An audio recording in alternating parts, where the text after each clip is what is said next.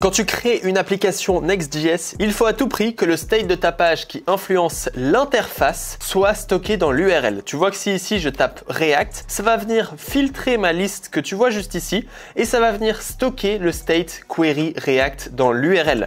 La même chose avec les pages, quand j'en ai, tu vas voir que quand je change de page, c'est bien stocké dans l'URL avec ici page 2 ou page 3 comme tu le vois ici. Dans cette vidéo, je vais te présenter une des librairies les plus dingues que j'ai découvert cette année qui va te permettre de gérer ça de manière type safe avec TypeScript spécifiquement fait pour Next.js. C'est une vraie pépite et je vais t'expliquer comment elle fonctionne et je vais la réintégrer dans cette application avec toi de A à Z. Sans plus tarder, je vais te présenter cette librairie qui est incroyable. Ça s'appelle Nux pour Next.js URL Query State qui est un type safe search param state manager for Next.js. En gros, tu vois que ici on va utiliser leur hooks use query state qui est utilisé juste ici et je vais pouvoir ensuite taper une string ici par exemple Melvin et tu vas voir que automatiquement dans l'URL on a le hello Melvin qui vient apparaître comme ceci et on va pouvoir utiliser l'URL pour venir re-render notre page quand celle-ci change grâce à cette librairie. Elle est super bien documentée parce qu'elle possède non seulement un hook useQueryState comme tu le vois ici, mais aussi des parseurs server-side qui vont nous permettre de venir valider les données comme ceci avec des parse as string, parse as integer qu'on va voir ensemble. Et je te propose de réintégrer tout ça dans notre application maintenant. Tu vois que ici j'ai supprimé ce qui se passait avant et on va donc réintégrer tout ceci ensemble. La première étape, c'est d'aller dans le terminal et de venir installer Nux. Donc pnpm ou npm install Nux comme ceci. Moi, je l'ai déjà installé, donc je ne vais pas le faire. Mais évidemment, si tu n'as pas installé la librairie, ça va être compliqué. Ensuite, je vais te montrer un petit peu comment fonctionne mon application. Ici, on a une page Next.js qui s'appelle root page et qui va venir afficher et récupérer les posts en fonction d'une condition. Tu vois que pour l'instant, je n'ai pas mis de filtre à part le user ID, mais dans notre vidéo, le but, ça va justement être de rajouter un filtre ici ensemble. Ensuite, ici, j'ai une page que pour l'instant, j'ai mis en constante et qu'on va aussi venir récupérer des search params juste après, qui vient filtrer ma liste comme ceci avec skip et take qui permet de récupérer le bon nombre de pages en fonction de l'ordre des éléments. Et ensuite, je regarde le nombre total de posts. Puis dans l'interface, j'affiche ici ce que tu vois, layout content. Layout content que tu vois juste ici, il contient post filter. Et post filter, c'est un client component, contrairement à page qui est un server component. Et ce client component, il contient un input qui va venir gérer ce fameux filtre. Ensuite, ici, j'affiche la liste des posts avec une Power Post Card. S'il n'y a pas de post, j'affiche une petite alerte. Et finalement, j'ai un Automatic Pagination qui vient générer une pagination en fonction des deux paramètres ici. Et celui-ci, il vient afficher des pagination links avec comme href une méthode qui s'appelle createURL qui vient en gros venir récupérer l'URL courante en fonction des différents paramètres afin de rediriger sur la bonne page. Et ça affiche tout ça, mais ça c'est pas très intéressant. Bref, nous on va tout de suite commencer à modifier post filter en venant importer leur hook. Donc ici on va faire import from Nux comme ceci et on va venir importer use query state.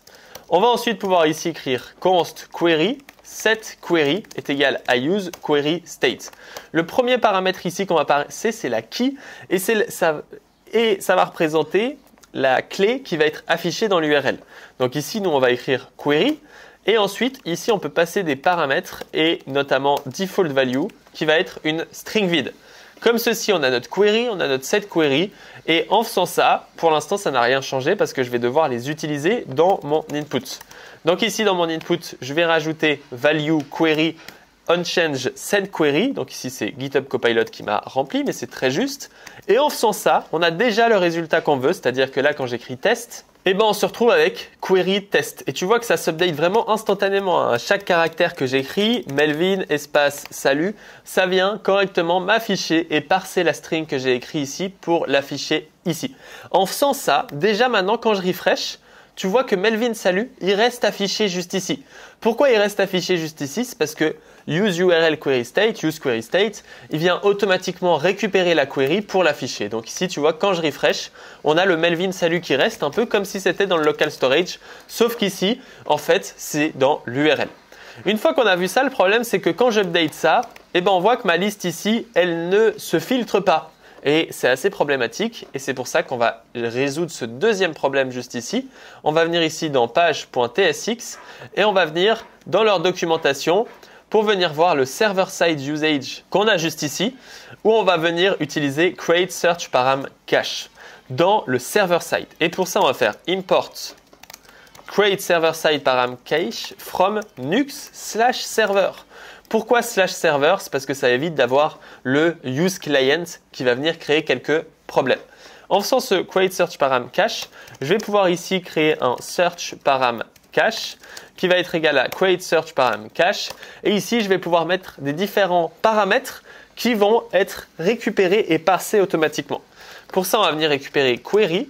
Et là, il nous propose des parseurs. Et donc, je peux écrire parse as string avec ici point with default d'une string vide. Et donc là, automatiquement, quand je vais utiliser ce search param cache, il va venir parser la query en tant que string avec un default.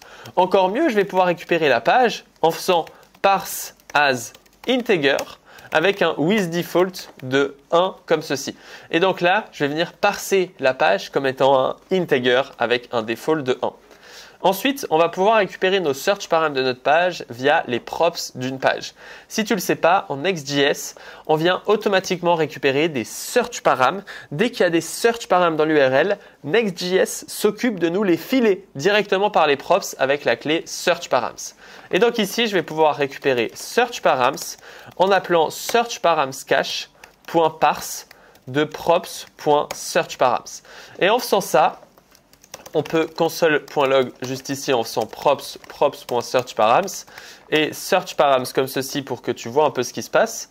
Et là, quand je te montre ça, tu vois qu'en props, on reçoit uniquement une query React et searchparams, ça représente query React et une page de 1. On va pouvoir tester de mettre un peu n'importe quoi dans notre page. Donc ici, par exemple, je vais aller à la page 3. Tu vois qu'ici, c'est écrit page 3. Mais là, je vais écrire page Melvin et query 144. Et donc là, tu vas voir que ce que ça va afficher, c'est query 144 et page 1. Et ça a transformé la page Melvin en page 1 parce que vu que Melvin n'est pas un integer valide, il vient automatiquement la parser en tant que la valeur par défaut. Donc ça, c'est vraiment super et ça résout énormément de problèmes ou de code boilerplate qu'on devait faire avant soi-même. Une fois qu'on a ces données, je vais pouvoir remplacer ici page par searchparams.page afin de venir automatiquement filtrer par la page. Et dans le where input, ici, je vais pouvoir rajouter title. Là, je vais faire searchparams.query. S'il y a une query, je vais vérifier que le title il contient cette query avec un mode insensitive qui permet de ne pas réagir à la case. Et sinon, je ne vais pas mettre de filtre. Et donc, en faisant ça, tu vas pouvoir voir que là, quand j'écris React, il ne se passe rien. Donc là, tu te dis, ok Melvin, tu m'as arnaqué. Quand j'écris React, il ne se passe rien. Mais tu vois, quand je refresh, il m'affiche que les articles avec React. La même chose, si ici, j'écris par exemple re-render, tu vois qu'il n'y a rien qui change. Mais quand je refresh, il y a uniquement l'article avec re-render qui s'appelle. Pourquoi est-ce que ça n'update pas de manière instantanée? Parce que nous, on veut que ça update de manière instantanée. Pour le comprendre, il faut bien comprendre ceci. Donc ici, on va avoir la page qui est un server component. Tout ce qui est en bleu est un server component. Et on a la liste de nos posts qui est un server component. Donc la page, elle va afficher la liste de nos posts et elle va afficher le post filter qui contient l'input. Cette page, elle est render et affichée par le Next.js router. Et ce Next.js router, il s'occupe de afficher, render ou pas nos pages. Et en l'occurrence, nos post filters, il vient bien changer l'URL de la page. Donc, tout en haut ici, il vient bien update l'URL de la page, mais il ne vient pas dire à Next.js, et c'est ce qu'il devrait faire normalement, il devrait aussi informer Next.js et lui dire « Attention, je viens de changer la page et je ne l'ai pas fait ». Et pour ça, il y a ce qu'on appelle le paramètre shallow. Alors, le shallow, c'est activé par défaut quand je te montre le basic usage, et par défaut, le shallow est à true et quand il est activé, ça va l'update uniquement sur les clients. Alors que nous, on a envie de le set à false afin de venir update les props et les paramètres que reçoit Next.js quand le shallow va venir se mettre à jour. Et donc, c'est ce qu'on va faire ici dans post filter. on va venir ici passer shallow, false. Et on vient désactiver le shallow. Et à ce moment-là, ce qui vient se passer, c'est que là, quand je vais écrire React, tu vas voir que dès que j'écris un caractère, ça filtre la liste qui est juste en dessous. Donc ici, tu vois que tout est update instantanément. Ça peut être un peu problématique. Si je te montre rapidement ce que ça donne quand on s'intéresse au terminal ici, donc là, tu vois que à chaque caractère, ça vient faire une query. Et donc, ce qui se passe et ce qui est problématique, c'est que si ici, j'écris rapidement Melvinx, tu vas voir que ça m'a fait 8 queries à mon back-end. C'est énorme. Je viens de spammer mon back-end comme un fou. Je viens lui envoyer 7 queries d'un coup. Et donc ça, c'est problématique. Et pour le résoudre, ils ont aussi pensé à nous avec un paramètre qui s'appelle throttlems et on va pouvoir rajouter 500 millisecondes. Et on va dire, tu vas venir update le state de Next.js uniquement si l'utilisateur n'écrit pas sur son clavier pendant 500 millisecondes. Et donc maintenant, tu vas voir que si je te réaffiche ce terminal, tu vois que maintenant quand je vais écrire React, il a fait la query avec le R parce que j'ai pris longtemps à écrire, puis après il a que fait la query avec React. Et donc là on peut augmenter cette valeur, par exemple en la passant à 1000 ms, donc on va attendre une seconde. Et donc maintenant ce qui va se passer, c'est que si ici je refresh un coup, que je supprime les logs qu'on a juste ici et que j'écris React, tu vas voir que ça a fait que la query au R, donc peut-être c'est peut-être un paramètre où il le fait directement une query, et après il fait avec React. Et donc si maintenant je viens écrire par exemple Melvin fait des, et ben tu vois que ça a que query avec Melvin fait des, ce qui va éviter de spam notre backend. Et donc c'est un paramètre super important à mettre généralement quand tu viens faire ce genre de choses. Sauf évidemment si on utilisait ce hook pour gérer les pages, si je voulais ne pas faire des URL. L'avantage de faire des URL comme je l'ai fait ici, c'est que je peux faire option.click pour voir la page 2 et je ne sais pas si tu as déjà vu des outils, mais c'est super pratique de pouvoir ouvrir toutes les pages avec des nouveaux tabs comme je le fais juste ici. Mais de manière générale, tu vas vouloir ajouter ce throttle sauf si c'est des boutons ou par exemple un select, etc. Un des exemples que tu pourrais avoir où tu n'as pas besoin de faire ça, donc là si je te montre l'admin de Codeline, tu vois que ici je peux montrer différentes formations et ajouter des filtres avec ces éléments-là. Et donc là, tu n'as pas besoin de rajouter de throttle parce que de toute façon, l'utilisateur, il a fait un clic. Et à partir du moment où il a fait un clic, tu n'as pas besoin de rajouter ce throttle. C'est surtout pour des inputs où l'utilisateur va venir écrire la même chose avec des selects. Tu vois que ça vient update mon state. Et ici, suivant comment, je ne vais pas ajouter de throttle. Il a énormément d'autres features que je ne vais pas tout te détailler dans cette vidéo. Mais on va par exemple avoir cet énorme avantage, c'est que de base, si tu veux que tes enfants aient accès au search param, tu vas devoir les passer en props. Alors que là, maintenant, tu peux utiliser searchparamcache.get. C'est-à-dire que lui, s'il s'appelle cache, c'est parce qu'il vient garder la mémoire du search param ici en cache et qui va te permettre à n'importe quel client component, par exemple ici, je pourrais afficher dans Power Postcard. Tu vois que Power Postcard, c'est un server component. Et donc, si ici, ce search param cart, je l'exporte, attention à ne pas l'exporter généralement, sinon tu vas avoir une erreur Next.js parce que tu ne peux que exporter des pages. Mais tu pourrais créer un autre fichier qui contient ce cache. Et donc là, je pourrais faire const query est égal à search param cache que je viens importer, .get. Et là, je vais pouvoir get query et par exemple l'afficher ici dans le title. Ça va être assez drôle. Et donc là, tu vois, sans passer de props dans mon application, je vais avoir la query qui s'affiche sur tous les composants que tu vois juste ici. Donc, on va vraiment pouvoir partager cet état, ces query params à l'intégralité de nos composants enfants sans avoir besoin de passer les props. Et si tu es un utilisateur Next.js régulier comme moi, tu sais que c'est vraiment désagréable de devoir chaque fois passer ces props. Il y a aussi un hook qui s'appelle useQueryStates au pluriel où tu vas pouvoir définir des clés value de la même manière et ce qui va te permettre d'avoir plusieurs states dans un seul composant que tu vas pouvoir récupérer et modifier de la même manière avec un getter.